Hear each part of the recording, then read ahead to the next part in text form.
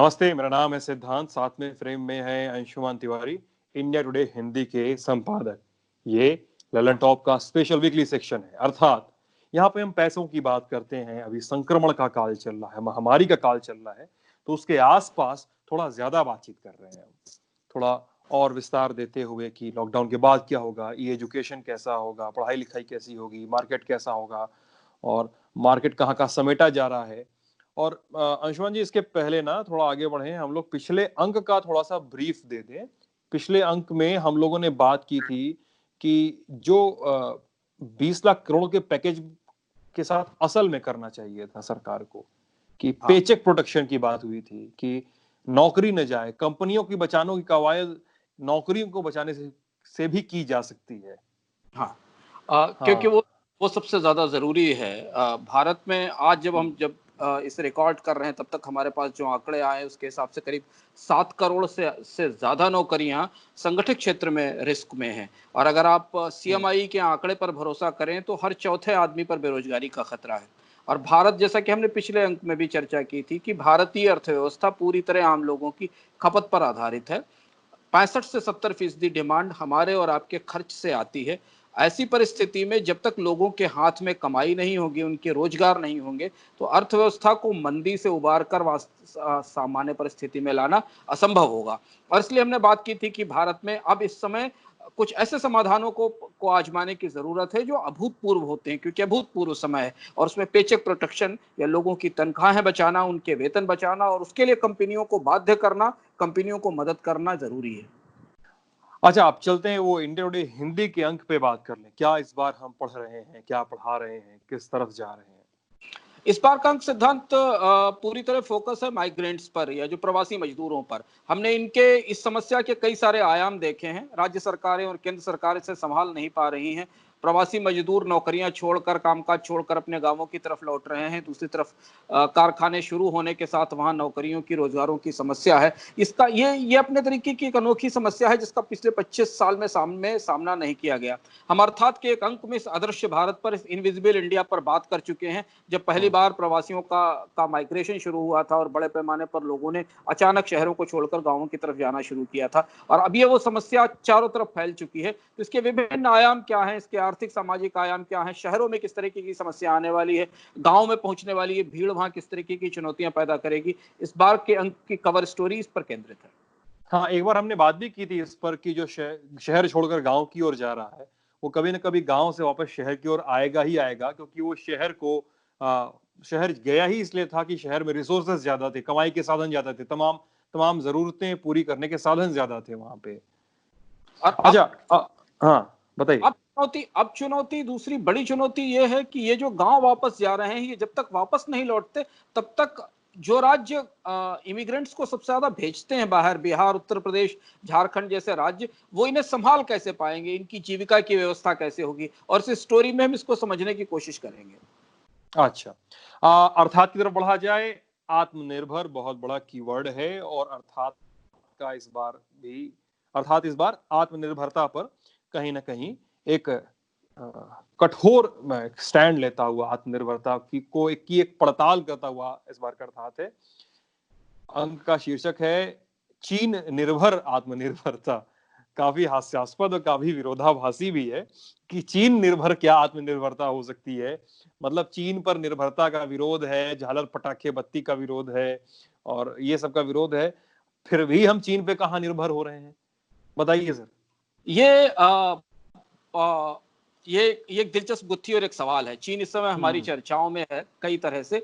Corona के संकट से निपटने के लिए सरकार ने जिस नए तरीके के पैकेज का ऐलान किया, या प्रधानमंत्री ने जिन चीजों की घोषणा की, उसका जो मूल सूत्र था वो था कि भारत को आत्मनिर्भर होना चाहिए।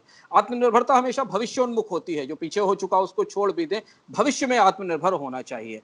और उस आत्मनिर्भरता की, जो भविष्य की आत्मनिर्भरता है, उसमें हम कहाँ खड़े हैं, इसकी पड़ताल करने के लिए हमारे पास कुछ तथ्य हैं। और ये कुछ बेहद चौंकाने वाले तथ्य हैं सिद्धांत। ये तथ्य चीन को लेकर, चीन के भारतीय अर्थव्यवस्था में दखल को लेकर हमारी आंखें खोलेंगे और हमें कुछ सच्चाइयों से अवगत कराएंगे, जिन सच्चाइयों से आंख मिलाना हमारे लिए जरूरी है, जिनका आप जिक्र कर रहे थे कि पिछले 4 साल से हमें लगातार चीनी लड़ियों, फुलझड़ियों, पटाखों को बहिष्कार करना और स्वदेशी के नारे लगाना सिखाया गया। पर वास्तविकता यह है कि फरवरी से मार्च से जब दुनिया में चीन के खिलाफ माहौल बनना शुरू हुआ, भारत में भी इस तरीके के आरोप लगने शुरू हुए, भारत में भी आरोप लगा कि चीन बड़े पैमाने पर दखल देता है और चीन को कब निवेश रोका जाए, तब तक भारत की स्टार्टअप कंपनियों में सिद्धांत चीन से 1.4 अरब डॉलर आ चुके थे सिर्फ एक साल के भीतर। फरवरी तक एक साल 1.4 बिलियन डॉलर्स पिछले, और इस साल फरवरी तक चीन भारत की स्टार्टअप कंपनियों में 54 टाइम्स निवेश कर चुका था।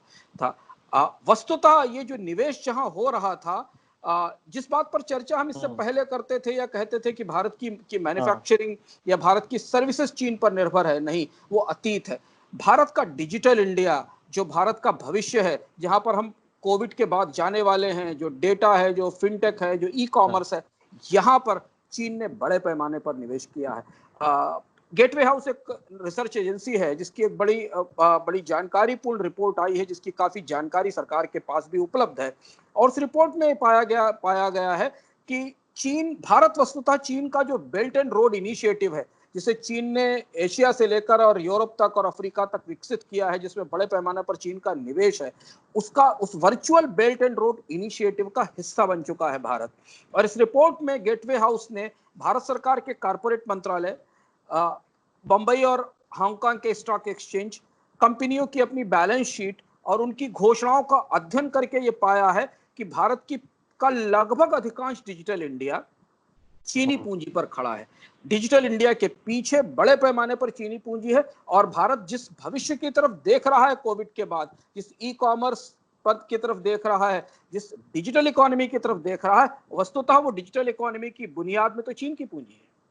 ठीक है, काफी बड़ा निवेश है, काफी बड़ी संख्या है, लेकिन अब यहाँ पे ही सवाल उठ रहा है किन किन कंपनियों, किन किन बड़े जायंट्स में चीन ने पैसा लगाया है, जो हमको पता ही नहीं है कि हमारे रोजमर्रा की चीजें, जो work from home, lockdown, stay home, stay safe के कीवर्ड्स में जो एप्स छुपे हुए हैं, जो कंपनियां छुपी हैं, जो बड़े बड़े आउटलेट्स छुपे हुए हैं, कि वहां पर चीन का दखल है। सर, वहां उस पर कुछ बताइए, कुछ प्रकाश डालिए वहां पर। इसमें महत्वपूर्ण बात यह है कि सिद्धांत, जो भविष्य के मुख्य 5-6 बड़ी तकनीकें हैं जिनका हम कोविड के बाद भारत में बड़े बड़े पैमाने पर प्रयोग होते देखेंगे, वो तकनीकें हैं एप्लीकेशन है, वो ब्राउजर है, वो बिग डेटा है, वो फिनटेक है, ई कॉमर्स है, सोशल मीडिया है, ऑनलाइन गेमिंग है, ऑनलाइन इंटरटेनमेंट है। ये सारी चीजें जो भारत के भविष्य की तरफ की ओर उन्मुख है, और पूरा का पूरा भारत का जो भविष्य का निवेश है या जो विकास है जिन पर केंद्रित है,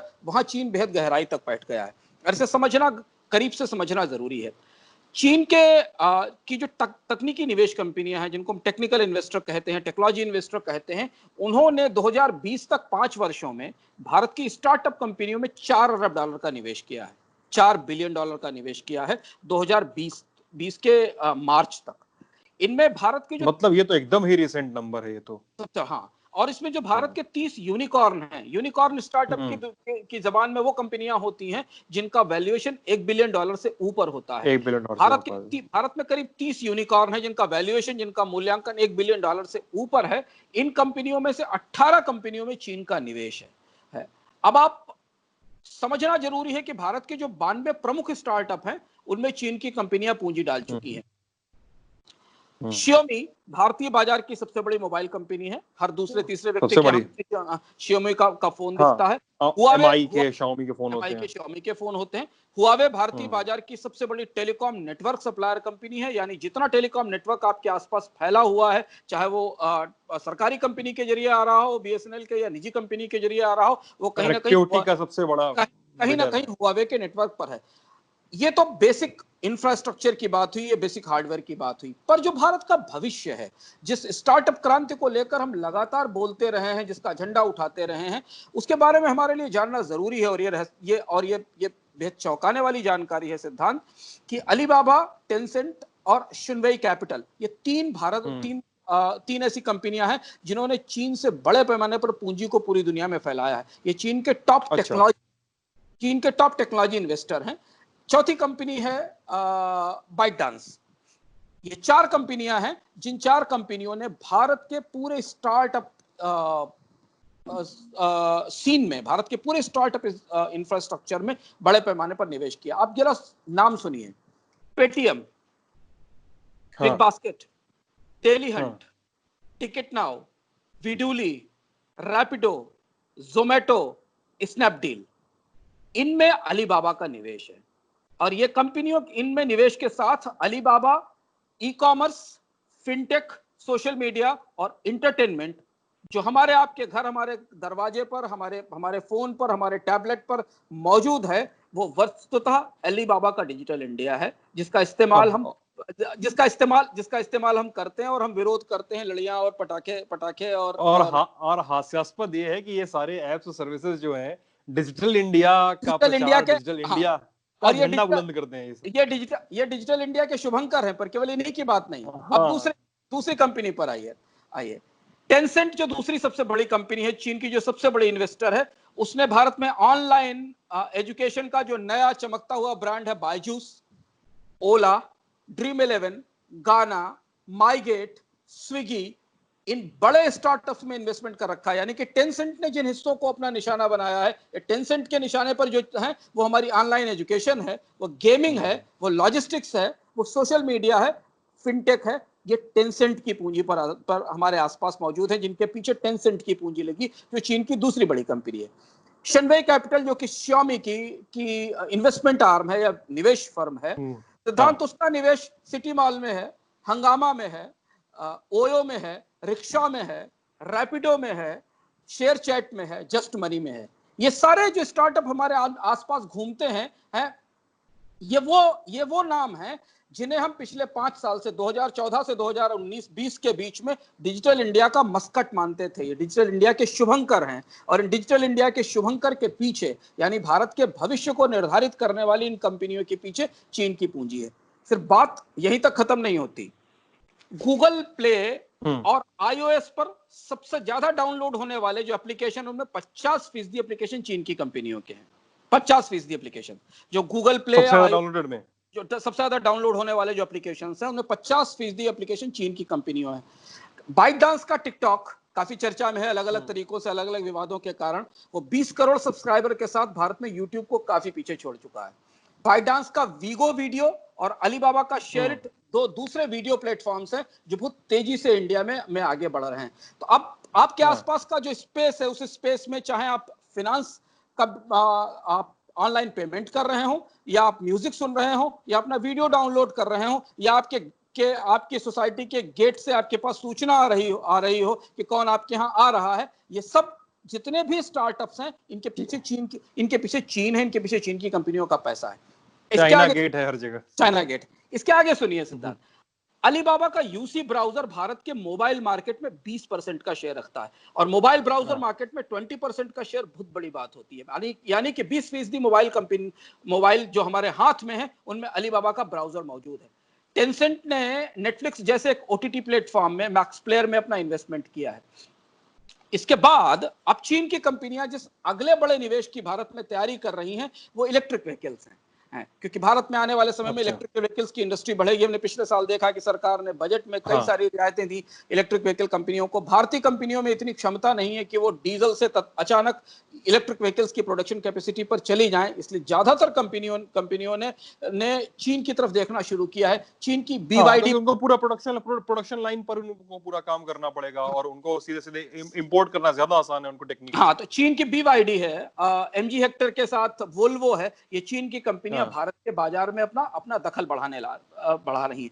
अब आप इसकी रोशनी में अगर देखें सिद्धांत की, ये जो करीब $4 बिलियन का निवेश भारत के स्टार्टअप्स में हुआ है, भारत के स्टार्टअप हर बड़े यूनिकॉर्न में चीन का निवेश हमारे सामने है, तो यहां से डिजिटल इंडिया परोक्ष रूप से चीन के नियंत्रण में है या चीन के प्रभाव में है, और यहां से भारत की आंतरिक नीतिगत व्यवस्था के लिए, चुनौतियों के लिए एक बहुत पेचीदा व्यवस्था शुरू होती है, एक बहुत पेचीदा आयाम है, पेचीदा मोड़ है जहां हम खड़े हुए हैं।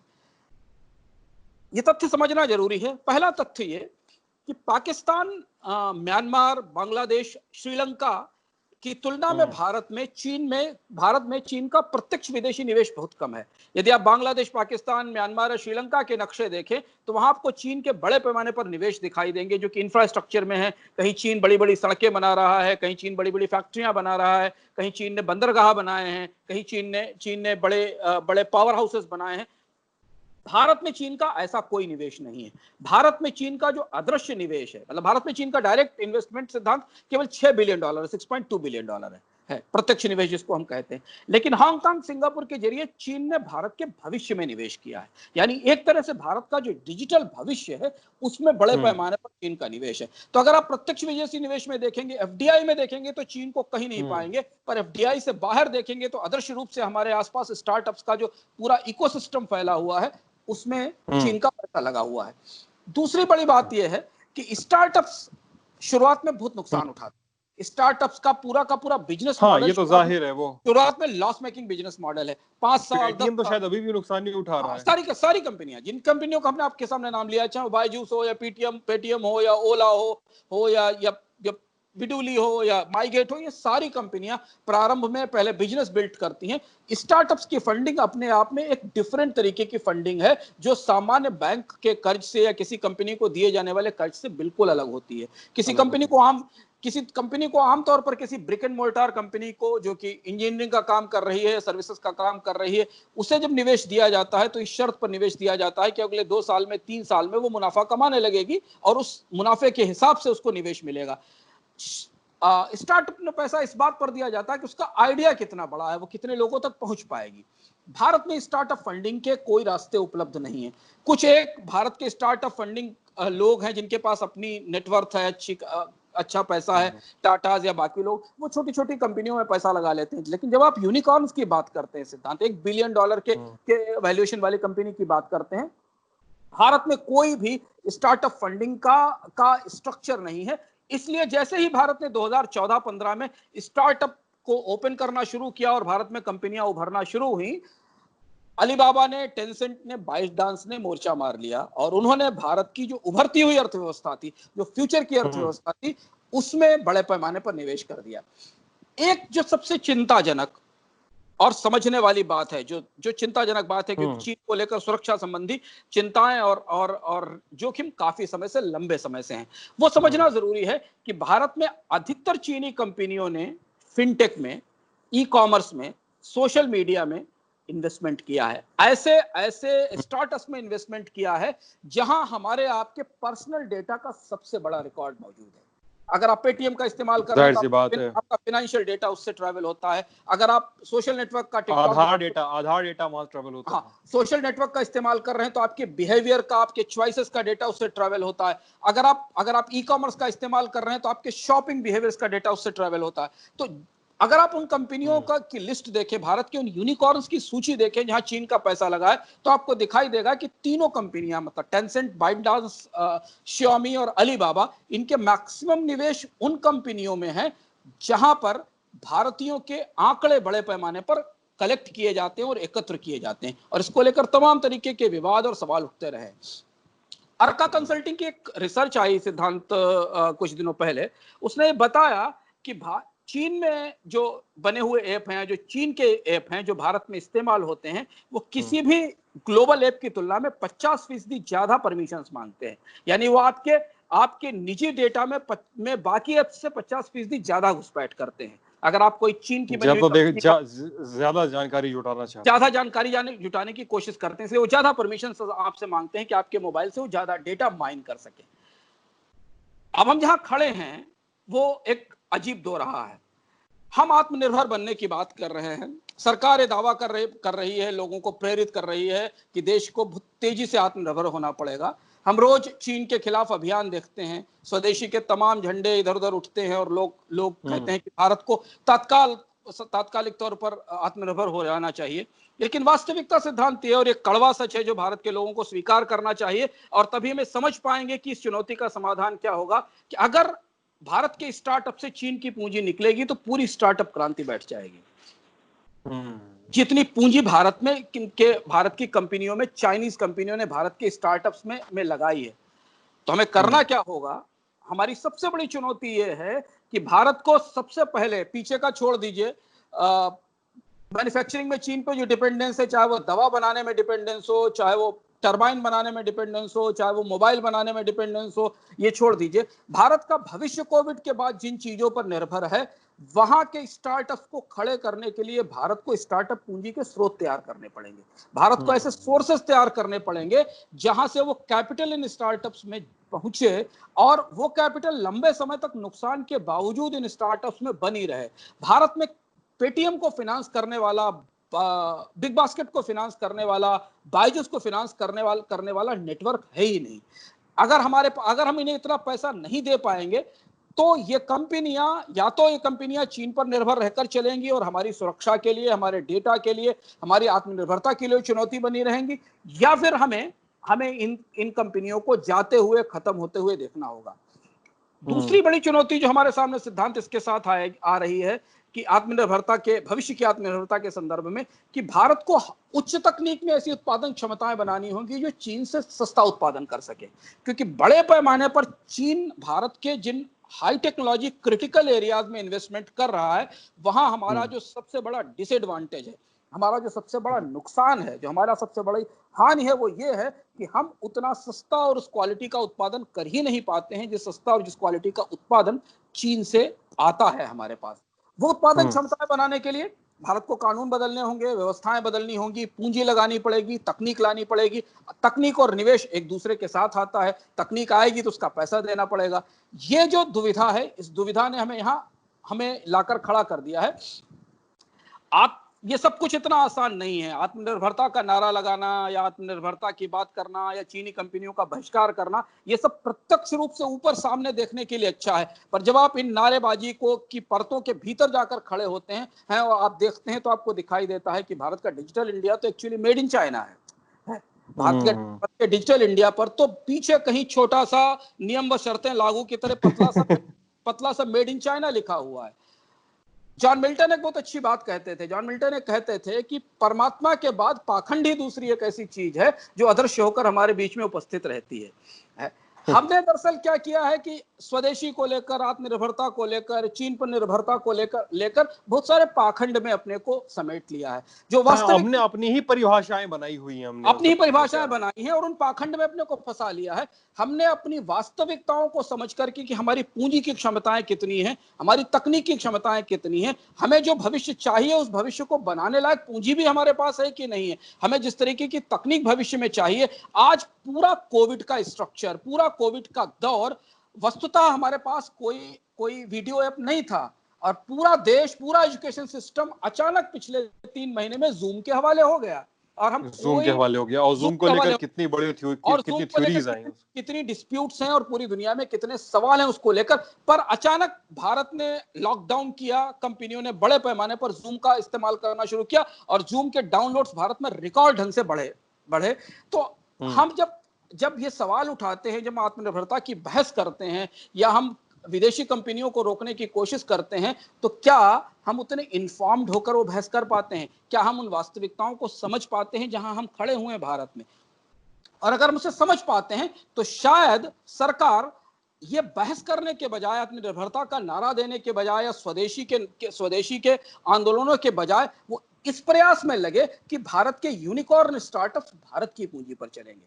भारत के पास ऐसी पूंजी हो जो अलीबाबा, टेंसेंट, शिनवेई कैपिटल का विकल्प बन सके और भारत की पूंजी भारत के स्टार्टअप्स में लगे, तब हम इंश्योर कर सकते हैं। नहीं तो होगा ये कि एक तरफ पिछले दरवाजे से, जैसे 2014 से हुआ, पिछले दरवाजे से चीन की कंपनियां आती रहेंगी, भारत के स्टार्टअप्स में निवेश करती रहेंगी, एक साल में 54 बार निवेश करती रहेंगी।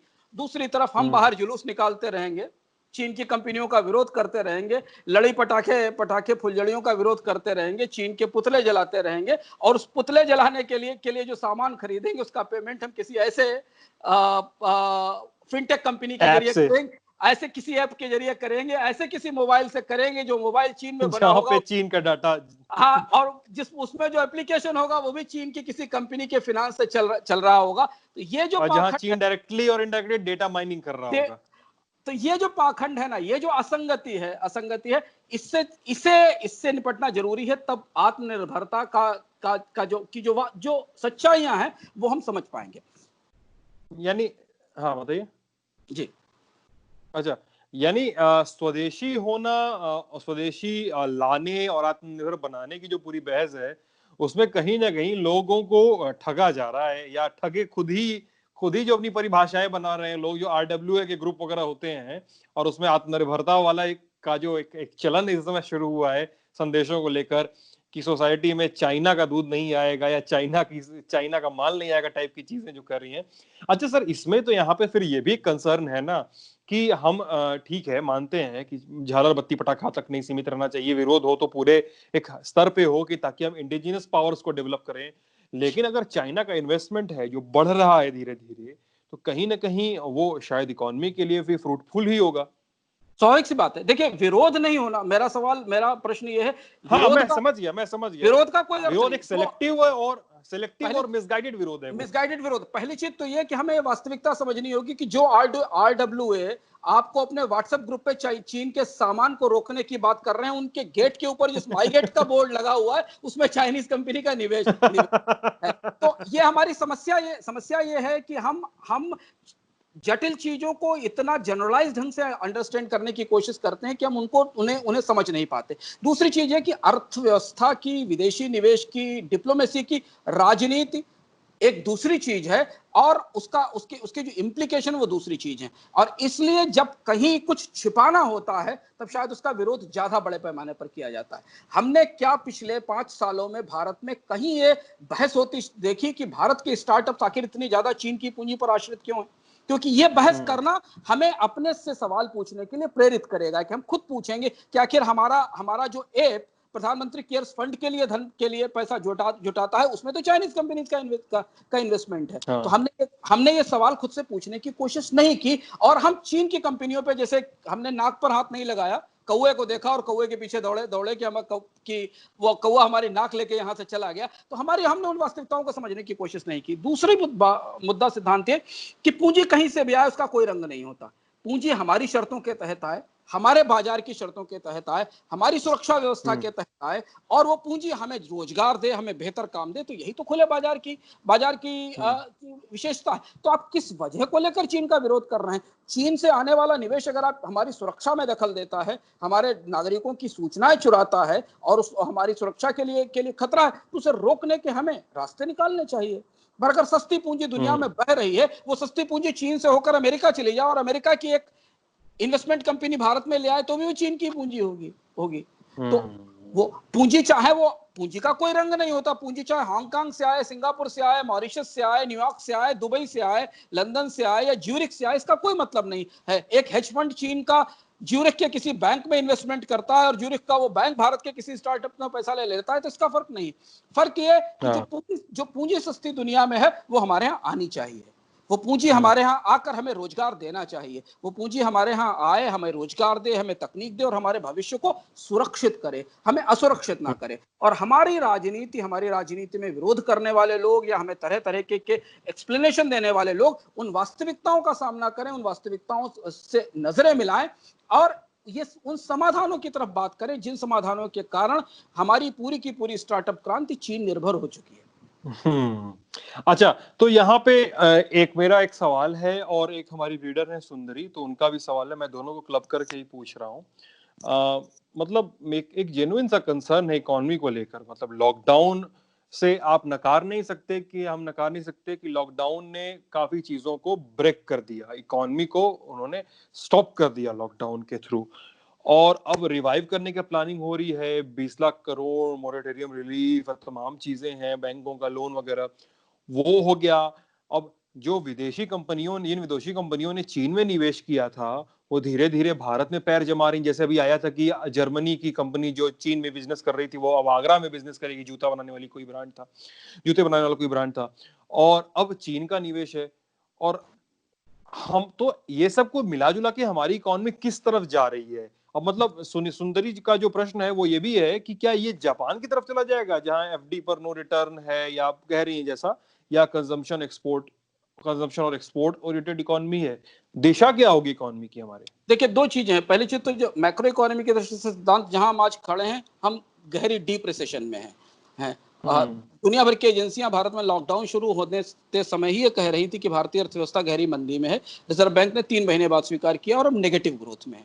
नेगेटिव ग्रोथ का मतलब एक ऐसे देश के लिए जहां बड़े पैमाने पर गरीब हों, जहां बड़े पैमाने पर असंगठित श्रमिक हों, उनके लिए काफी गहरा और काफी बड़ा है। तो पहली चीज तो ये कि भारतीय अर्थव्यवस्था जो कभी 7% की दर से बढ़ती थी, वो अब 0 से 7% की दर से गिरने वाली है। तो ये एक गहरी और लंबी मंदी है जिससे उबरने की संभावना जल्दी दिखाई नहीं देती, कम से कम 1 या 2 साल तक। दहाई के अंक में 9%, 8% की विकास दर तो बहुत दूर की बात है। भारतीय अर्थव्यवस्था पहले इस नेगेटिव ग्रोथ के गड्ढे से बाहर निकलेगी, फिर खड़ी होगी, फिर चलना शुरू करेगी। तो तात्कालिक तौर पर जो परिदृश्य दिख रहा है निवेश के लिहाज से, भारतीय अर्थव्यवस्था के विकास के लिहाज से, बेकारी के लिहाज से, कमाई के लिहाज से, वो नकारात्मक भी है, चिंताजनक भी है, परेशान करने वाला भी है। गरीबी बढ़ने का खतरा है। बेकारी पर हम चर्चा पिछली बार कर ही चुके हैं कि भारत में कितने बड़े पैमाने पर बेकारी का विस्फोट होने वाला है। इस समय 26% बेकारी दर है, जो कभी 7%, 8% हुआ करती थी इस समय। तो एक तो ये परिदृश्य है। जहां हमारे दर्शक ने जिस तरफ इशारा किया वो बैंकिंग से जुड़ा हुआ परिदृश्य है, जिस पर हम एक बार अपने अर्थात में चर्चा कर चुके हैं कि हम धीमे धीमे उस तरफ बढ़ रहे हैं जहां बैंक हमें हमारी बचत पर कोई रिटर्न नहीं दे पाएंगे। हम बैंक में सिर्फ पैसा इसलिए रखेंगे कि वो पैसा सुरक्षित है। हमारे घर पर वो पैसा असुरक्षित था, इसलिए हमने उसको बैंक में रख दिया। जिस तरीके का बैंकिंग सिस्टम इवॉल्व हो रहा है भारत में, उसमें लगातार इस बात पर फोर्स किया जा रहा है बैंकों को कि ब्याज दरें घटाएं। जैसे आप देखें, पिछले साल फरवरी से आज तक 1 साल के भीतर रिजर्व बैंक ने 250 पॉइंट रेपो रेट कट किया है। 250 पॉइंट रेपो रेट कट किया, जिसमें से 2 बड़े रेपो रेट कट अभी हमने 40 बेसिस पॉइंट और 70 बेसिस पॉइंट के अभी देखे। इसमें बैंकों ने करीब करीब 80 बेसिस पॉइंट का repo rate cut pass on किया है, और उसे पास ऑन करने के लिए बैंकों ने एफडी के ऊपर 60 बेसिस पॉइंट का इंटरेस्ट रेट कम कर दिया है। यानी आज आप जहां खड़े हैं वहां आपको भारत में इन्फ्लेशन की रेट है 8% और बचत बैंक पर आपको 3% का रिटर्न मिल रहा है। धीमे धीमे उस दिशा में बढ़ेंगे। अगर बैंकिंग सिस्टम नहीं बदला तो जमाकर्ताओं की बचत जब बैंकों में जाएगी तो उसका कोई रिटर्न नहीं मिलेगा, और हम वहां उस स्थिति में पहुंच जाएंगे जहां हम कहते हैं ना कि सेवर्स और लूजर्स। तो जो बचाएंगे वो लूज करेंगे। हम बैंकिंग को उस तरफ ले जा रहे हैं। जापान का उदाहरण इसलिए वास्तविक है क्योंकि जापान में कर्ज इतना सस्ता है कि जमा पर कोई रिटर्न ही नहीं मिलता। आप बैंक में पैसा इसलिए रखते हैं क्योंकि आपका फिक्स डिपॉजिट केवल फिक्स डिपॉजिट ही है, उस पर कोई रिटर्न नहीं आता। भारत में फिक्स डिपॉजिट 6%, 7% रिटर्न देते थे। भारत में जमा दरों को इस हिसाब से डिसाइड किया जाता था कि महंगाई से होने वाली जो लागत में बढ़ोतरी आपकी जिंदगी की है, उसे संतुलित करने के लिए आपकी बचत पर रिटर्न आए। तो ये एक बड़ा ट्रांसफॉर्मेशन है जो आएगा आने वाले समय में, और ये ट्रांसफॉर्मेशन भारत में सीनियर सिटीजन्स को, गरीब लोगों को, मध्यम वर्ग को, जो बैंकों का इस्तेमाल कर्ज लेने के लिए कभी नहीं करते, जो बैंक कर्ज लेने कभी नहीं जाते, जिन्होंने पूरे जीवन भर बैंक में सिर्फ अपना पैसा रखा है, बैंक को अपना पैसा दिया है, उनके लिए चुनौतीपूर्ण और चिंताजनक परिदृश्य होगा। अच्छा, जो पेचेक प्रोटेक्शन की बात हो रही है, पिछले एपिसोड में भी हम लोगों ने इसी पर चर्चा की थी। उसको लेकर ना जो बहुत सारे सवाल मिले जुले आ रहे हैं, आप भी बता रहे थे अभी। एक सवाल तो ये है कि क्या जो मौजूदा रिलीफ पैकेज है उसको पूरी तरह से डिस्कार्ड करके, उसको ब्रेक करके या रोल बैक करके, क्या हम नया पेचेक प्रोटेक्शन के तहत को उसको फोकस करके कुछ नहीं ला सकते हैं? क्या कुछ ऐसा, या क्या सरकार उस दिशा में काम नहीं कर सकती है? क्या ये इरिवर्सिबल है? और ये भी सवाल है कि अगर पेचेक प्रोटेक्शन जैसी चीजें लागू होती हैं, तो जैसा आप बता रहे थे कि लोग पूछ रहे हैं कि उसकी मॉनिटरिंग कैसे होगी, जांच कैसे होगी, उस पर नजर कैसे रखी जा सकेगी, क्या गड़बड़ हो रहा है, उसमें कहाँ जा रहा है मामला? देखिए, 20 लाख करोड़ के पैकेज में ऐसा कुछ नहीं है जिसे सरकार देकर वापस नहीं ले सकती, क्योंकि सरकार ने कुछ दिया ही नहीं है। सरकार ने इस पूरे पैकेज में 16 लाख करोड़ रुपए की केवल सुविधा दी है कि यदि आपको बैंक कर्ज लेने लायक समझे तो आप बैंक कर्ज ले लीजिए। आपको गारंटी चाहिए हो तो सरकार आपको गारंटी दे देगी अगर आप छोटे उद्यमी हैं। ज्यादातर कंपनियों को मॉरिटोरियम दिया गया है कि आप अपना कर्ज समय पर मत चुकाएं, आप लॉकडाउन में परेशान है, आपका काम धंधा बंद हो गया तो आप बाद में दे दें। इसके अलावा जितने सुधार हैं वो सारे सुधार नीतिगत सुधार हैं, फैसिलिटेटिंग सुधार हैं। तो पूरा का पूरा पैकेज फाइनेंशियल या मॉनेटरी पैकेज, पॉलिसी पैकेज है।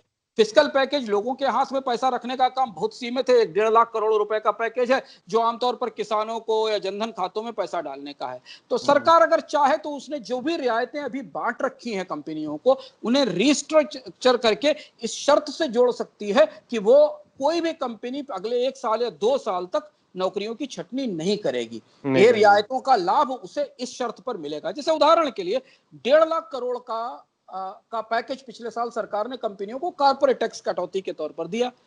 इस उम्मीद से दिया कि कंपनियां, तब तो कोविड नहीं था, मंदी है, कंपनियां इन्वेस्टमेंट करेंगी तो जॉब्स आएंगे तो लोगों की इनकम बढ़ेगी। किसी भी कंपनी ने कोई इन्वेस्टमेंट नहीं किया, कोई कैपेसिटी नहीं बढ़ाई, कंपनियों ने वो जो बचत थी वो अपने मुनाफे में शामिल कर ली, कंपनियों के रेवेन्यू जीरो रहे, मुनाफे बढ़ गए।